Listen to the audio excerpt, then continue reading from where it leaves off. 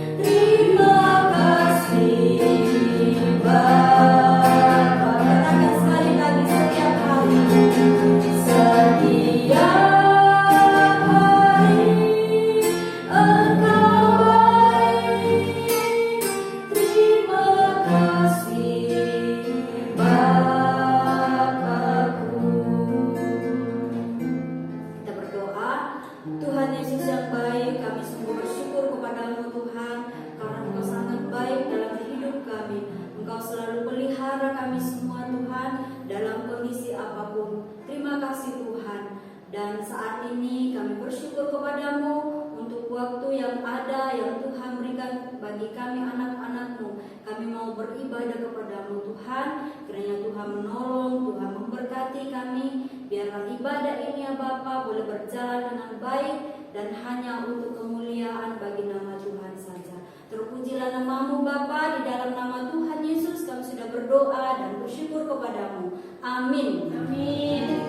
Nah, adik-adik, mari kita dengan bersukacita kita mau menyanyi memuji Tuhan karena Dia itu baik, Dia selalu ada dalam suka maupun duka. Kita menyanyi Kudaki-daki.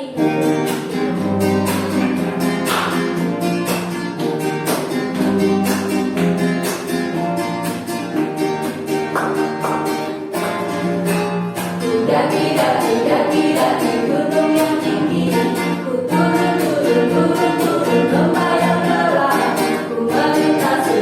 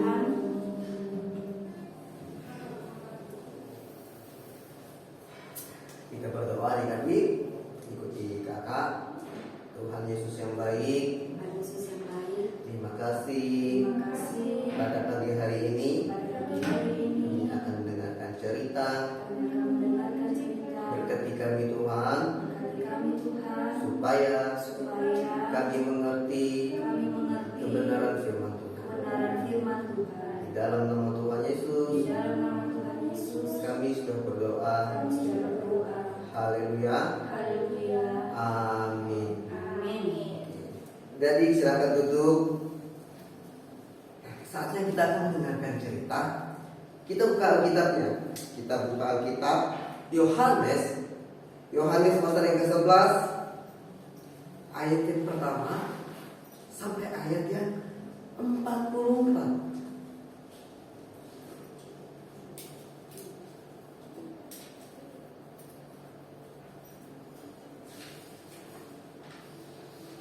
Yohanes pasal yang pertama. Yohanes pasal yang ke-11 ayat yang pertama sampai ayat yang ke-44. Ada yang tahu cerita tentang apa? Cerita tentang Lazarus. Ya betul, Lazarus ngapain? Iya betul, minta tahu ratu. Nah, kakak akan membacakannya. Adik-adik dengarin. Ini panjang banget. Kakak akan baca dari ayat yang pertama sampai yang ke-6. Lalu kakak lanjutkan lagi ayat yang ke-37 sampai ayat yang ke-44. Lembaga Alkitab memberikan judul berikut di sini, yaitu Lazarus dibangkitkan. Ayat yang pertama. Ada seorang yang sakit, yang sedang sakit, namanya Lazarus. Ia tinggal di Betania, kampung Maria dan adiknya Marta. Maria, ia perempuan yang pernah meminyakan kaki Tuhan dengan minyak mur dan kemenyatkannya dengan rambutnya.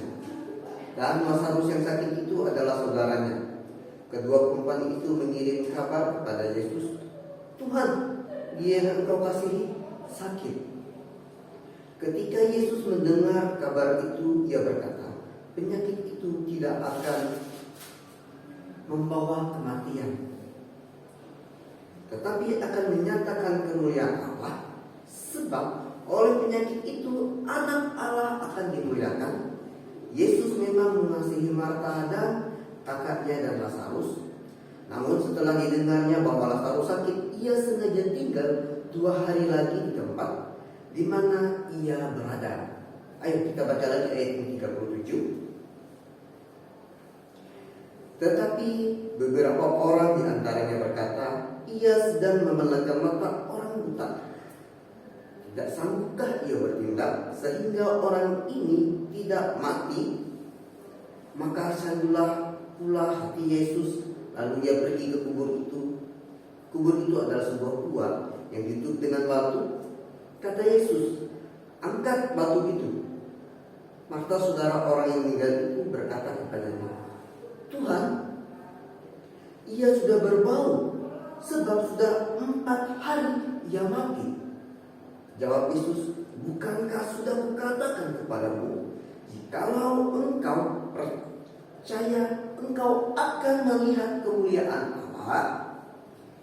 Maka mereka mengangkat batu itu. Lalu Yesus menghadap atas dan berkata, "Bapa, aku mengucap syukur kepadamu karena engkau telah mendengarkan aku. Aku tahu bahwa engkau selalu mendengarkan aku, tetapi oleh karena orang banyak yang berdiri di sini mengelilingi aku mengatakannya, supaya mereka percaya bahwa engkaulah yang telah mengutus aku." Dan sesudah berkata demikian, berserulah ia dengan suara keras, "Lazarus, marilah keluar." Orang yang telah mati itu datang keluar. Kaki dan tangannya masih terikat dengan kain kapan, dan mukanya tertutup dengan kain peluh. Kata Yesus kepada mereka, "Bukalah kain-kain itu dan biarkan ia pergi." Ini cerita di mana kuasa Tuhan Yesus itu dinyatakan di tengah-tengah orang-orang Farisi, atau di tengah orang-orang yang tidak percaya akan mukjizat bahwa Yesus memang adalah Mesias yang diutus. Nah, di sini menceritakan bagaimana antara kasih Tuhan dengan kasih sesama dan kasih antar saudara. Nah, tema kita pada hari ini yaitu mengatasi duka cita. Kalau berbicara mengenai mengatasi duka cita, berarti solusi yang ditemukan di dalam suatu permasalahan. Nah, jelas di sini solusinya adalah Tuhan Yesus yang mampu mengatasi semua masalah. Masalah siapa? Masalah Lazarus. Kenapa dengan Lazarus? Karena Lazarus mati.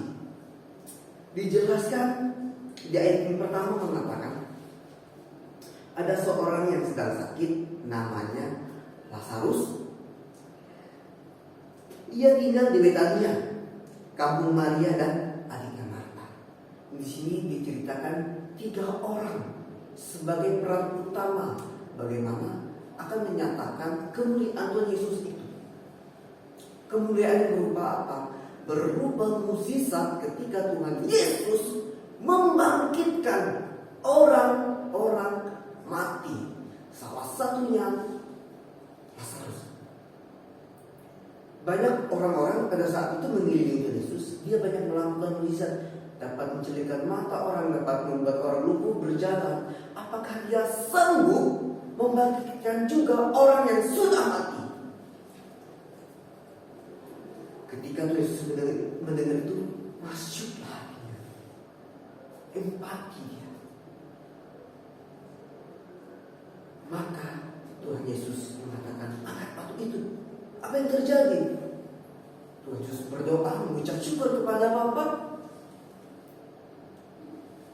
Lazarus, keluarlah.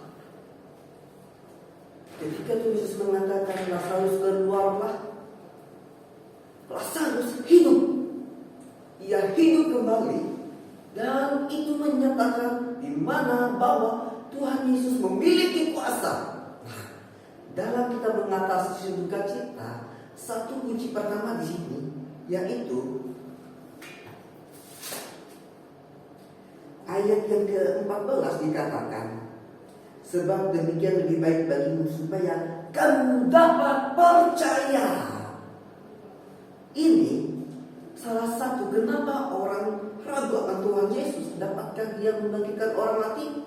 Orang itu berkata kepada dia, atau orang itu berbisik dan Tuhan Yesus mendengar.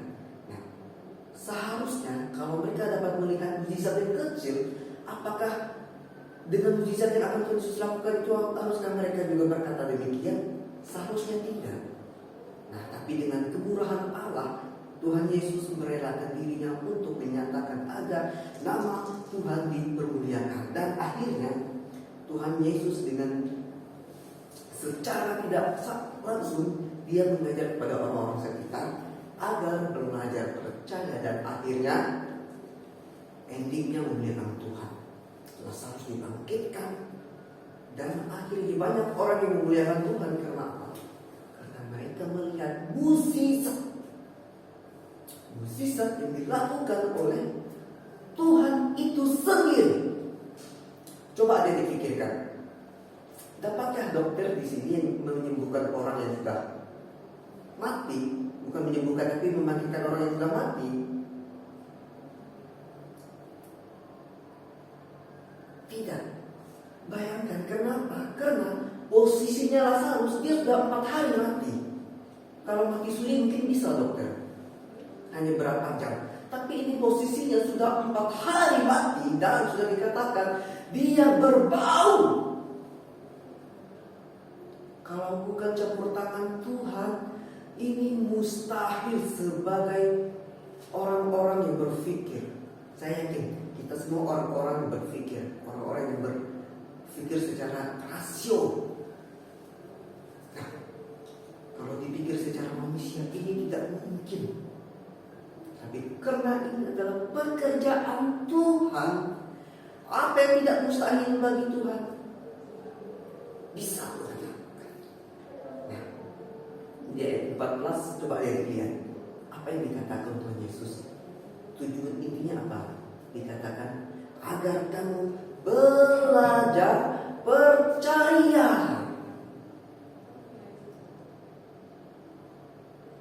Bagaimana cara mengatasi duka cita kita? Seperti tema yang ada, hanya ini ada kuncinya. Belajar percaya. Kenapa adik-adik diizinkan untuk belajar secara online atau belajar tanpa dibimbing oleh guru? Karena adik-adik sudah diperlengkapi dan Tuhan tahu adik-adik itu bisa. Tidak ada kata yang tidak bisa. Karena Tuhan memberi kita cobaan atau ujian, ingat, tidak melebihi dari kemampuan kita. Kenapa Tuhan izinkan kita untuk mengalami ujian? Karena Tuhan tahu kita mampu mengatasinya. Kebanyakan kita ketika diperhadapkan dengan Tuhan justru mengatakan, Tuhan itu jahat. Kok saya diberi cobaan seperti ini? Tidak kalian berpikir bukan justru karena Tuhan baik, makanya Dia memberi kita ujian agar iman kita ini bertumbuh. Iman kita bertumbuh bukan hanya ketika kita mendapat berkat, kesehatan, jasmani kita sehat, tetapi iman kita bertumbuh ketika ujian itu datang. Artinya ketika kita mengalami ujian, disitulah kita dapat melihat ternyata Tuhan itu perhatian dengan kita. Kalau Tuhan tidak perhatian dengan kita, Dia tidak akan mengizinkan kita dapat menyelesaikan masalah kita. Buktinya, masalah Marta dan Maria, karena mereka percaya, akhirnya saudara mereka Lazarus itu dibangkitkan. Jadi yang ingin kakak sampaikan pada pagi hari ini adalah belajar percaya ketika guru memberi tugas secara online. Berarti guru-guru tahu fungsinya ini nanti akan membuat adik-adik lebih jauh dalam zamannya internet. Bahkan kita tidak tahu bagaimana ke depannya nanti. Bisa jadi kita sebagai orang pemimpin mengatasi dalam hal dunia maya, karena banyak kita gunakan fungsi-fungsi zamannya ini. Nah, bagaimana caranya kita menggunakan hal ini? Mulai saat inilah kita belajar bagaimana kita dapat mempergunakan kepercayaan. Pertama, kepercayaan orang tua. Mereka sudah memberikan contohnya mungkin HP, laptop, komputer. Apa keuntungannya main game? Enggak kan? Nah, jangan main game. Kenapa kita harus menjaga kepercayaan orang tua kita? Adanya laptop, adanya HP atau komputer itu berguna untuk apa? Menambah wawasan, menambah kekayaan pola pikir adik-adik, semakin cerdas. Nah, jadi masalah kita kan ketika dalam sekolah, dalam teman-teman, susah bertemu dengan teman-teman. Nah, kenapa pemerintah melarang kita susah bertemu dengan teman-teman, tidak berjumpa dengan mereka? Karena mereka sayang dengan kita. Kalau bukan kita yang memutuskan penyebaran COVID-19, siapa lagi? Kalau bukan kita yang menjadi contoh, siapa lagi? Jadi ingat, di mana kita mengatasi masalah, ingat, belajar percaya. Agar apa? Kemuliaan Tuhan dapat kita lihat, kita nikmati, kita rasakan, dan ingat, setiap permasalahan yang kita hadapi berarti Tuhan memperhatikan kita. Jadi inilah cerita yang singkat mengenai Yesus membangkitkan Lazarus dari kematian. Ingat, Tuhan Yesus punya kuasa. Dia mengasihi adik-adik, mengasihi kakak, mengasihi orang tua kita, mengasihi saudara kita, kakak atau adik kita, nenek, kakek kita. Itu adalah penyertaan Tuhan. Saatnya kita akan berdoa. Kakak akan berdoa untuk adik-adik. Semuanya lipat tangan, pejamkan mata, kita berdoa. Tuhan Yesus yang baik, kami mengucap syukur pada pagi hari ini.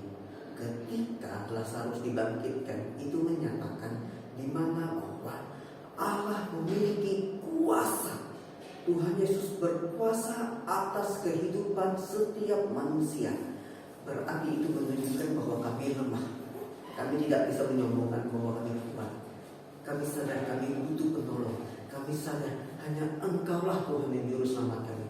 Tuhan Yesus, ampuni kami yang sering melawan orang tua, tidak dengar-dengaran dengan orang tua. Tuhan, ampuni kami, ingin bersama berubah, bertobat menjadi anak yang baik, menjadi anak yang rajin belajar, dan kami terlebih akan belajar dengan berita firman Tuhan, yaitu kami akan rajin membaca Alkitab Tuhan.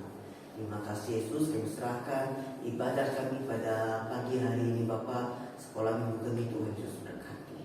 Di dalam nama Tuhan Yesus yang baik, Allah yang baik, superhero yang baik, kami berdoa. Haleluya.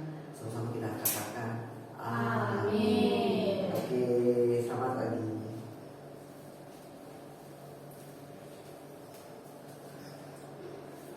Ya adik-adik, untuk persembahan adik-adik bisa disimpan dulu, nanti dibawa di gereja, mungkin papa atau mama bisa datang beribadah untuk bawa persembahannya. Ya, kita akan mengakhiri ibadah kita pada pagi hari ini seperti firman Tuhan, bahwa bagaimana cara kita mengatasi duka cita, mengatasi kesedihan atau kesusahan. Bagaimana caranya tadi? Itu kita belajar percaya kepada siapa? Percaya kepada Tuhan Yesus.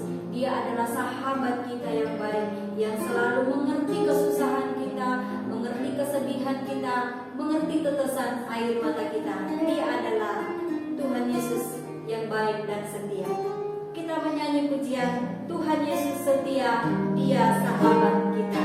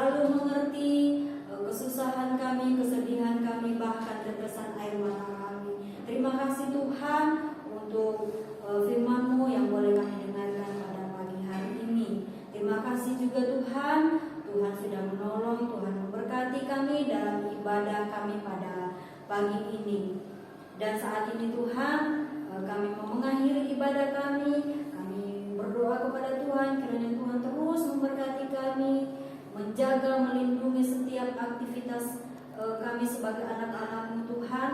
Berkati kami dalam pelajaran kami, dan biarlah apa yang menjadi kerinduan kami, apa yang menjadi cita-cita kami boleh tercapai karena Tuhan Yesus yang menolong.